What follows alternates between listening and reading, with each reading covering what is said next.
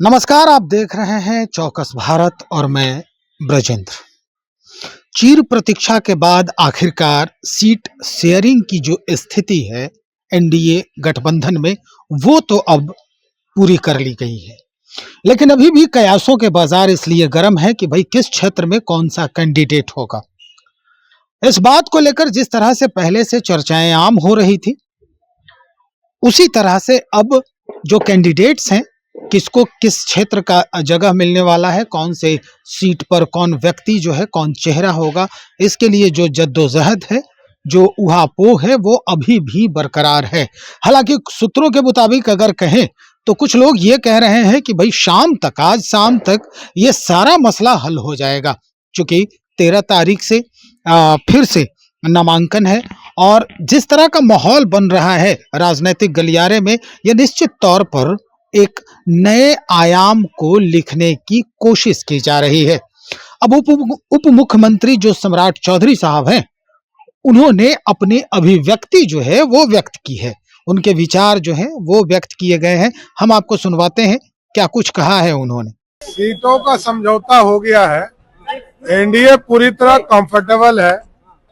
अब आगे सब लोग चर्चा करके कहां से कौन प्रत्याशी होगा, कौन पार्टी लड़ेगी, इसको भी जल्द क्लियर करेंगे।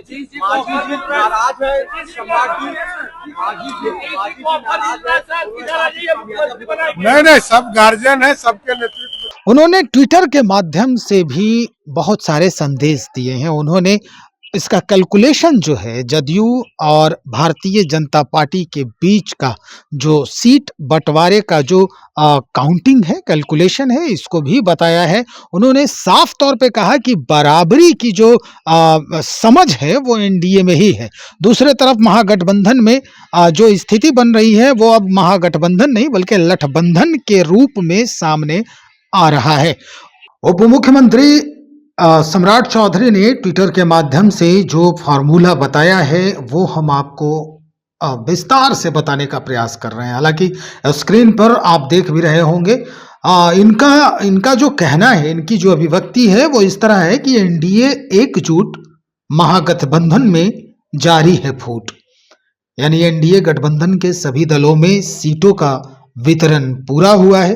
Bhajpa 101 seat, JDU 101 seat, LJPR यानी चिराग पासवान की पार्टी को 29 सीट, आरएलएम यानी राष्ट्रीय लोक मोर्चा जो उपेंद्र कुशवाहा की पार्टी है 6 सीट, हिंदुस्तान आवाम मोर्चा जो है यानी जीतन राम मांझी की पार्टी, उसे 6 सीटों पर साझा गठबंधन में चुनाव लड़ने की अब कोशिश हो रही है। इधर एनडीए की बात करें तो सभी दल चुनाव के लिए एकजुटता के साथ मैदान में हैं। वहीं दूसरी तरफ महागठबंधन के दल एक दूसरे पर लठ भांज रहे हैं। विपक्ष का गठबंधन अब लठबंधन का रूप ले चुका है। अब तो लोग ये भी पूछने लगे हैं कि नॉमिनेशन का तारीख आने तक इनके बीच बातचीत भी शुरू हो पाएगी कि नहीं हो पाएगी। तो इस तरह से जो बयान है सम्राट चौधरी साहब का वो दिए हैं इन्होंने ट्विटर के माध्यम से। हम आपको बता दें कि जिस तरह के आयाम जो है वो बनाने की कोशिश हो रही है कि एनडीए सीट शेयरिंग बिल्कुल सधी हुई है, साझेदारी भरा निर्णय है। इसमें प्रेशर पॉलिटिक्स की बजाय म्यूचुअल सहमति की छाप ज्यादा दिखाई देती है। भाजपा जदयू बराबर की भूमिका में है, वहीं बाकी दलों की सीटों में भी तार्किकता है। तो चलिए भाई, तार्किकता क्या है, ये कोशिश है हमारी कि हम आपसे साझा करें। लोजपा इस बार पहली बार कंप्लीट एनडीए के साथ चुनाव लड़ रही है। 2020 में एनडीए से अलग लगभग 135 सीटों पर लड़ी थी। 2015 में लोजपा 42 सीटों पर लड़ी थी, तब जदयू एनडीए का हिस्सा नहीं था। 2010 में 75 सीटों पर आरजेडी के साथ गठबंधन में चुनाव लड़ी थी। इस बार 29 सीटों पर लड़ रही है लोजपा रामविलास, इसलिए कोई प्रेशर पॉलिटिक्स नहीं, म्यूचुअल जो कहा जाता है म्यूचुअल सहमति का फैक्टर काम आ रहा है। जीतन राम मांझी को पिछली बार की तुलना में इस बार बड़ी हिस्सेदारी एनडीए में मिली है। इस बार उनके पास एक लोकसभा, एक केंद्रीय मंत्री और 6 विधानसभा सीट हैं। पिछली बार ऐसा नहीं था, इसलिए उनका सम्मान एनडीए में बढ़ा है। अब बात कर लेते हैं उपेंद्र कुशवाहा की। उपेंद्र कुशवाहा इस वक्त राज्यसभा सांसद हैं, कभी भी मंत्री बनाए जा सकते हैं केंद्र में, और उन्हें भी 6 सीटों से नवाजा गया है।